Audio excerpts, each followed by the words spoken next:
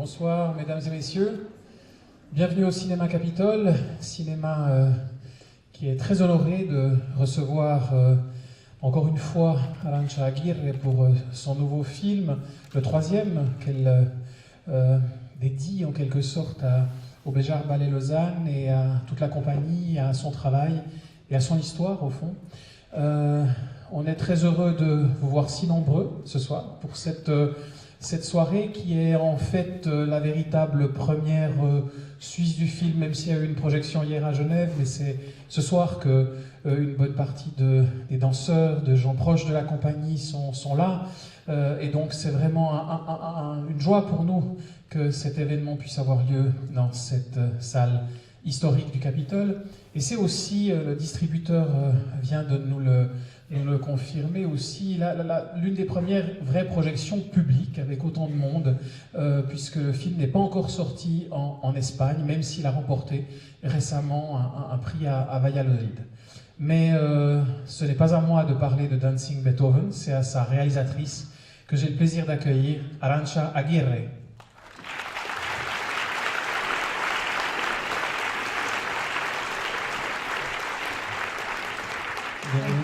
Bon. Merci, bienvenue. Merci Frédéric Mer de nous accueillir dans cette salle merveilleuse à Lausanne. Merci Cyril Ferstum et Cenix d'avoir fait confiance à ce film. Et merci toujours à Gilles Romain et le Béjar Ballet Lausanne. Il est très important pour moi de présenter ce film à Lausanne. Bon, j'avoue que la première fois que je suis venue à Lausanne pour filmer Le cœur et le courage, j'étais tellement obsédée avec ce tournage que je n'ai pas prêté beaucoup d'attention à la ville. C'est seulement la deuxième fois quand je suis revenue plus tranquillement pour présenter le film que je me suis dit, mais tiens, il y a un lac là-bas.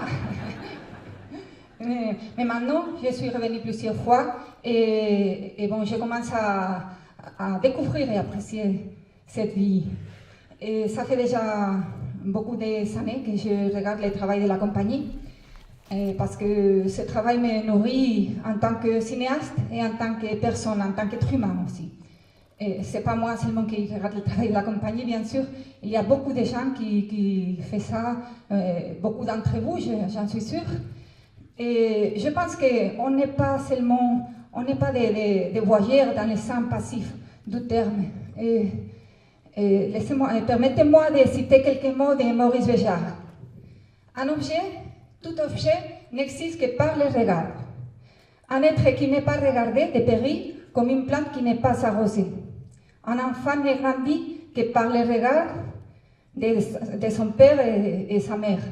Un amoureux ne grandit pas que par le regard de l'être qu'il aime. Et ainsi de suite. Tout être n'existe que par le regard.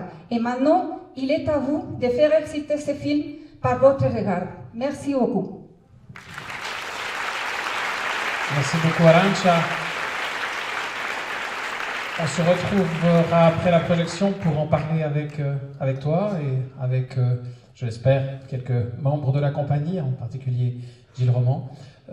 Et puis j'aimerais vous signaler quand même, et c'est important, que ce film que vous voyez ici en avant-première sortira tout bientôt à Lausanne aux Galeries du Cinéma le 1er février, de même que dans le reste de la Suisse romande et par la suite au mois de mai en Suisse allemande.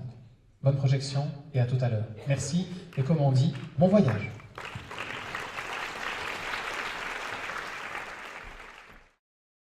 Pour commencer peut-être pendant que le public se déplace, j'aimerais commencer par une première question qui...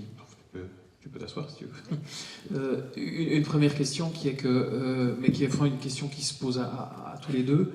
C'est que ce ballet est tellement immense, tellement énorme, est une aventure tellement extraordinaire que j'imagine que pour le chorégraphe, il y a une connaissance de la matière, mais pour la cinéaste, c'est une aventure de...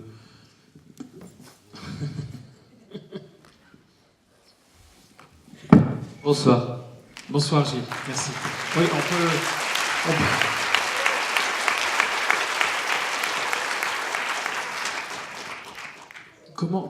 Comment on aborde le fait de filmer une telle aventure qui se déroule sur plusieurs continents, qui se déroule presque en même temps, avec des dizaines et des dizaines de personnes qui dansent, qui interprètent de la musique, qui préparent, j'imagine aussi logistiquement, tout ce qu'il faut pour mettre en place un tel montage, au fond de se donner la main, je crois que ça a été dit plusieurs fois, mais comment on prépare un film pareil? Bon, on aborde ça avec beaucoup de peur et avec beaucoup d'envie aussi. Et on a des choses formidables devant la caméra et on a la nécessité de se mettre au service de ces choses, de faire justice à ce qu'on a devant la caméra. Absolument. Alors il faut sortir des forces où il faut le faire. Il faut faire justice à ce qu'on a devant. Est-ce que vous aviez imaginé que vous alliez au-devant d'un tel travail pour arriver à raconter toute cette aventure? Non, pas du tout. Les choses arrivent. Cet spectacle est né et j'ai eu l'opportunité de le montrer aux autres à travers la caméra, bien sûr, parce que le spectacle se montre par lui-même. Mais c'est vrai que c'est très dur d'organiser tout ça dans un théâtre. Et je pense que c'est bien aussi qu'il y a une trace cinématographique parce que bon, ça peut perdurer. Et bon, c'est une autre façon d'aborder cet spectacle, mais ça donne témoin aussi de l'effort et de la magnitude de l'événement. Et Gilles, de voir un tel ouvrage, quelque part, on se dit que vous êtes fou d'arriver à monter une telle machine tous ensemble. Vous pouvez imaginer que Maurice a fait ça en 64? Oui, juste d'autant plus, d'autant plus. S'il y en a un qui était fou, c'était lui, non? Oui, c'est vrai. Moi, mais lui, il ne savait pas reproduire quelque chose. Il ne savait pas dans quelle direction il allait, puisque c'était sa propre création. Là, vous avez aussi à la fois le respect, l'idée de remonter le projet, donc avec cette idée de cette énormité quand même, dans un monde peut-être encore plus difficile qu'au moment où il a été monté. Ah oui, certainement, ça oui. Par contre, la difficulté est extrême aujourd'hui. Mais en même temps, je pense qu'il est absolument nécessaire que les œuvres reprennent vie au moment où elles sont nécessaires, au moment où on en a véritablement besoin. Et moi, ici, j'ai vécu des choses, des votations qui ne m'ont pas plu. Je vois très bien le monde tel qu'il va. Et donc, ça m'a semblé essentiel de travailler là-dessus. Et de remonter ce ballet. On vient de le donner à Bruxelles, c'était incroyable. C'était incroyable. 6000 personnes en train de redécouvrir la 9e, qui a été créée en 64, et tout le monde qui communie dans la même... C'était très beau. Donc, moi, je suis au service, vous voyez. Mais je trouve qu'Arantxa est un peu trop... Arantxa est un peu trop humble, parce que elle a réussi... elle n'a pas filmé le ballet. Et c'est ça qui est beau. Elle a filmé une émotivité qu'elle a par rapport à cette 9e. Et elle s'est servie de différentes choses pour... Donc, elle a fait un travail de création. Et ce qui est beau, c'est qu'une création engendre une création, qui engendre une création, qui engendre une création. Et c'est ça que je vois. Si c'était simplement filmer le ballet, bon, il vaut ce qu'il vaut, les gens l'aiment, n'aiment pas, ils aiment les danseurs, ils n'aiment pas. Mais c'est plus que ça, c'est beaucoup plus fort que ça. Bravo.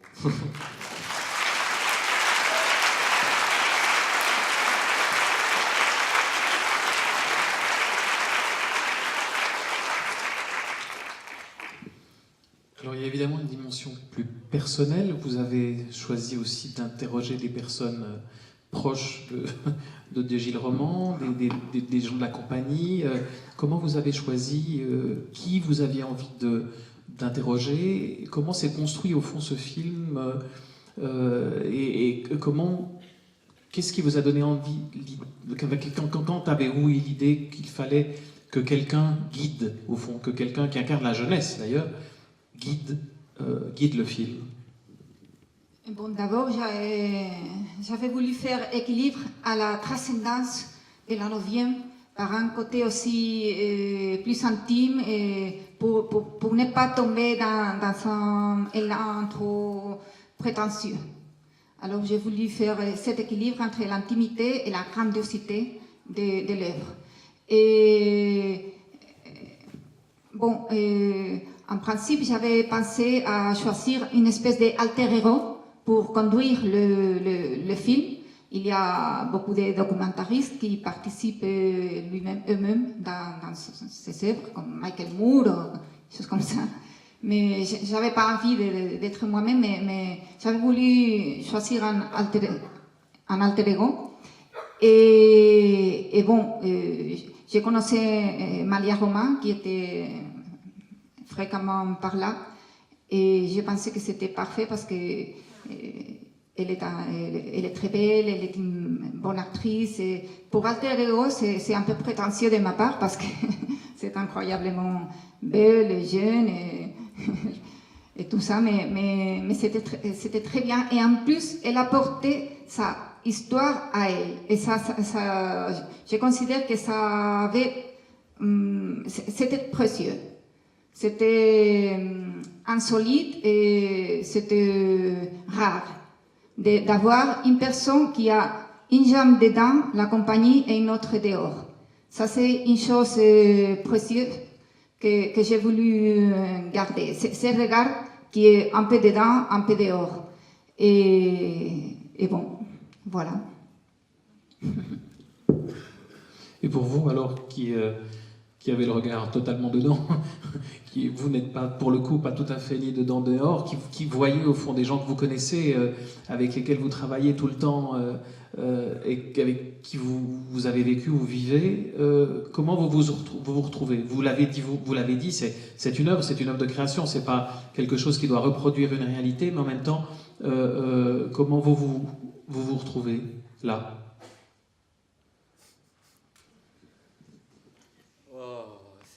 Difficile. Non, c'est difficile d'expliquer ça parce qu'il y a aussi une certaine pudeur et malheureusement il y a des choses que je vois dans le film que j'aimerais pas voir, y compris ma tête. Donc c'est toujours difficile d'être à distance de soi-même et de regarder en dehors de soi. Et la première fois que j'ai vu, j'ai pas aimé le film. J'ai pas aimé parce que je l'ai vu à travers tout ce que j'ai détesté de moi. Donc voilà. Là je le vois pour la deuxième fois, ça fait très longtemps, ça fait quand il est sorti qu'elle est venue nous le présenter à Lausanne. Et j'ai rien pu lui dire, c'était très dur parce que voilà, j'ai pas pu voir le film. Là, ce soir, j'ai déjà pris un certain recul par rapport à ça. Mais enfin, dans ce film, il y a ma femme, il y a ma fille, enfin, c'est une histoire de famille, alors d'un seul coup, ça devient très gênant. Mais quand on arrive à se mettre à distance, bon, et ce soir, j'ai apprécié beaucoup de choses que j'avais pas vues la première fois. Mais là, je le pensais surtout par rapport à vous en tant que créateur, parce qu'on vous voit travailler, on vous travaille dur. Là, je suis pas créateur, je suis un passeur, je suis plus comme ça que je suis au service de quelque chose. Exactement comme Zubin Mehta est au service de la musique de Beethoven, moi je suis au service de la chorégraphie de Maurice et on est tous les deux au service de l'œuvre et du message de l'œuvre. Donc je me sens plutôt au service et j'ai été aidé parce que moi je n'ai jamais dansé la 9e. Quand je suis rentré dans la compagnie, la 9e a été terminée 1 an plus tôt. Il a arrêté à Moscou en 78 et je suis rentré en 79. Donc c'était une découverte. Et justement, je trouve que c'est intéressant toujours d'avoir un œil neuf. Maurice m'a raconté tout et son contraire sur la 9e, qu'il avait aimé, qu'il avait détesté, donc j'ai tout entendu. Mais en même temps, quand la nécessité du message et quand on voit la qualité, parce que quand on commence à travailler sur une œuvre, on voit la qualité de la construction. Et Maurice a respecté la musique, l'a aimée, l'a prolongée. Et c'est merveilleux d'être au service de ça parce qu'on apprend. Ça m'a nourri beaucoup cette 9e. Voilà. Et donc, moi, ça m'a nourri, elle, ça l'a nourri, elle a pu inventer dessus, etc. Donc, voilà, c'est quelque chose qui nous apporte à tous, quoi. Voilà. Et c'était pas votre question, je sais pas ce que Si, c'était, tout au fond, c'était aussi la question. C'était cette dimension, justement, de ce que vous apportez, enfin... Parce qu'on vous voit dans le film, on vous voit travailler, et je pense que le public le reconnaît, j'entends, on vous voit travailler, on voit donner beaucoup de choses pour que ce spectacle advienne, pour que, dans quelque chose qui semble en effet énorme. Enfin, vu de l'extérieur, je ne suis pas danseur et je ne me rends pas véritablement bien compte de la masse qui de la masse de travail qui a été demandé pour réaliser cette œuvre-là. Et quand le film, en tout cas, c'est donc la sensation qu'il montre, c'est qu'il nous donne à nous, enfin après à vous, aux spectateurs, de vous donner leur avis, mais moi, tel que je le ressens, c'est un énorme travail de mise ensemble. Et quand je disais tout à l'heure qu'on voit plusieurs fois des mains qui se serrent, je veux dire, c'est quand même l'idée qu'il y a énormément de mains différentes qui se serrent pour que le spectacle arrive. Et en tout cas, c'est ce que le film donne comme sensation. Mais quelque part, vous êtes au centre à un moment donné, parce que c'est vous qui faites advenir que ces mains se mettent ensemble avec toute l'équipe, avec tous les collaborateurs, les musiciens, avec Zubin Mehta, avec les musiciens, enfin, mais c'est cette énormité qui est impressionnante à voir. Voilà, c'est dans ce sens-là, et c'est vous qui êtes le passeur de cela. Oui, moi, disons, je prends la main à Maurice, et je la passe à... Qui va la passer, qui va la passer, qui va la passer, voilà, c'est ça. Ça fait partie d'une chaîne, mais je veux dire, il n'y a pas non plus... Voilà, ce qui est beau dans l'œuvre, c'est d'être au service de l'œuvre. Et c'est en effet des petits détails qui font les choses énormes. Et c'est chaque danseur avec chaque danseur, avec chaque danseur, avec chaque danseur qui fait qu'à la fin, vous avez 150 danseurs. Et chacun a sa valeur. Et c'est ça qui est merveilleux. Et c'est pour ça que c'est énorme. C'est parce que, et dans les petits détails, il y a tout. Donc, il y a tout dans la manière dont une main se serre et dans la manière dont 150 personnes vont se serrer la main. Il y a la même chose. Et c'est ça qui est beau. Et qui forme un cercle. Vous êtes très nombreux, donc j'espère que tout le monde n'a pas des questions. Par contre, on a quand même quelques instants pour quelques questions. Il y a des micros qui circulent dans la salle. Donc, s'il vous plaît, je vous demanderai de parler au micro parce que sinon, personne ne va vous entendre. Mais qui sait qu'il y a une ou deux questions à poser au milieu? C'est généralement... Oui, voilà. Merci. Madame, je crois.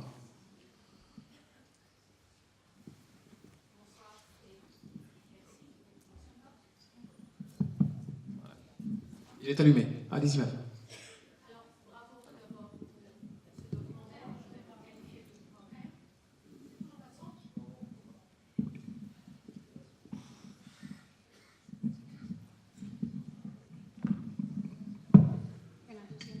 Un, deux, trois. Ah, c'est beaucoup mieux. Alors, encore une fois, merci pour ce documentaire, puisque c'est bien ce qu'il est. La genèse d'une création, que ce soit musicale, en danse ou en pièce de théâtre, c'est toujours fascinant. J'ai pas beaucoup de voix, excusez-moi. Deux questions pratiques. J'ai trouvé très dommage qu'on n'ait pas, durant le film, c'est sans doute un choix, qu'on n'ait pas décidé d'ajouter les noms sous les intervenants. Pas tout le monde connaît Jean-Pierre Pastori, pas tout le monde connaît Gilles, pas tout le monde connaît Zubin Mehta, y compris les autres intervenants. Est-ce que c'était un choix voulu? Et sinon, est-ce qu'on pourrait encore y remédier et les ajouter? Parce que les avoir dans le générique de la fin n'apporte pas grand-chose, parce que les gens ne vont pas reconnaître quelques intervenants. Même des danseurs méritent d'avoir leur nom affiché par endroit. Et puis la deuxième question, c'eût été un bouclage de boucles sympa. Le film commence par la mort. Est-ce qu'on n'aurait pas pu terminer sur la naissance de l'enfant d'Oscar et de Katia? Bon, merci des questions. Bon, par rapport à la première, oui, c'est voulu. Et il y a, bon, c'est une référence à moi, Frédéric Weissman, qui est un documentariste magnifique, qui a travaillé aussi sur la danse, pas seulement sur la danse bien sûr, qui va recevoir l'Oscar honorifique le mois prochain. Et bon, il n'aimait jamais les écriteaux dans ses documentaires comme une façon de se rebeller contre l'idée des reportages de télévision. On veut entrer dans un autre... on ne veut pas couper l'histoire. Je voulais montrer une histoire comme si c'était un film de fiction. Il y a maintenant, les frontières tombent entre la fiction et le documentaire. Il y a beaucoup de cinéastes de fiction qui ont été très influencés par les documentaires, comme Kiarostami, comme Ken Loach, etc., etc. Et les documentaristes aussi, nous sommes influencés pour la fiction et on veut raconter des histoires. Et je pense que tous les noms sont après, et chaque soliste, chaque protagoniste a un carton pour lui, comme dans les films de fiction. Et je pense que c'est dommage de couper les plans avec un écriteau. Et en plus, cette fois, il y a une actrice qui conduit l'histoire. Et quand il fait une interview, par rapport au cadre, de mettre un écriteau à droite pour les personnes interviewées et pas à gauche. J'avais voulu le faire comme ça parce que aussi je pense que ou bien les gens connaissent les personnages et donc ils n'ont pas besoin des écriteaux, ou bien ils ne les connaissent pas. Mais s'ils ne les connaissent pas, avec 4 secondes d'écriteau, c'est la même chose parce que une minute après, ils vont oublier les noms qu'ils ont lus. Et c'est comme dans les films de fiction, si tu as un intérêt, tu vas rester à la fin, tu vas lire le générique. Bon, c'est un choix. Et j'étais très contente parce que jusqu'au présent, et bon, à Valladolid, à Madrid, personne m'avait dit qu'il avait envie de lire les écriteaux, mais il y a toujours une première fois. Merci en tout cas. Merci Et la deuxième question. Et la deuxième question, oui, en fait, j'ai essayé de mettre à la fin du tout les cris d'un bébé qui était né. Mais ça ne fonctionnait pas. Et bon, j'ai choisi de l'enlever. Mais bon, c'est vrai qu'il n'y a pas la vraie naissance à la fin, mais il y a l'espoir à la fin, et l'espoir est la meilleure naissance, n'est-ce pas? Et c'est une espèce de naissance, l'espoir. Au fond, tout au fond, il y a une naissance à la fin. Merci. Merci. Autre question? Levez la main. Hein. Non? Oui? Attendez, ça arrive. Ah non, alors là-haut, non. Alors je suis désolé, les malchanceux du bac. Il y a quelqu'un en bas qui va parler, là. Désolé. Monsieur? Je ne serai pas long. Félicitations pour ce film que j'ai trouvé magnifique. Merci beaucoup. Ma question est la suivante. Lorsque Maurice Béjart a fait sa création originale de la 9e symphonie, est-ce qu'il y avait uniquement le ballet Béjart pour l'interpréter, ou bien est-ce qu'il s'était allié à une autre formation? Merci. Non, à cette époque-là, c'était le ballet du XXe siècle. Et on était 80 danseurs, 60 ou 80, ça dépendait des moments. Et la seule chose, c'est que Maurice avait engagé les danseurs africains pour faire la 9e, mais en fait, la compagnie était autonome à ce moment-là. Aujourd'hui, j'ai 37 danseurs, entre 37 et 40. Mais à la création, c'était que le ballet du XXe siècle. Merci. Autre question? Là-haut. Oui, là-haut, mais c'est qu'il n'y a pas de micro là-haut, donc... alors, éventuellement, hurler très fort, là-haut.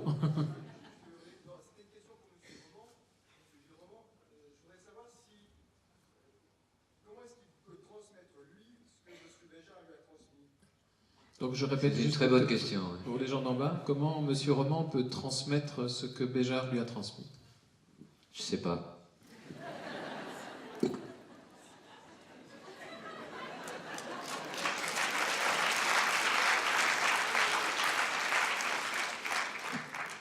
C'est pas que je veux pas.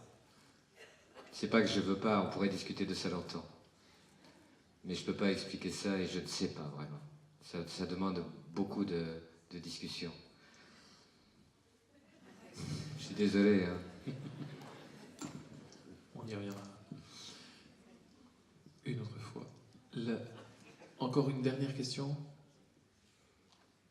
Si ce n'est pas le cas, comme vous êtes très nombreux, je vous rappelle que le film sort le 1er février aux Galeries ici à Lausanne et dans toute la Suisse romande.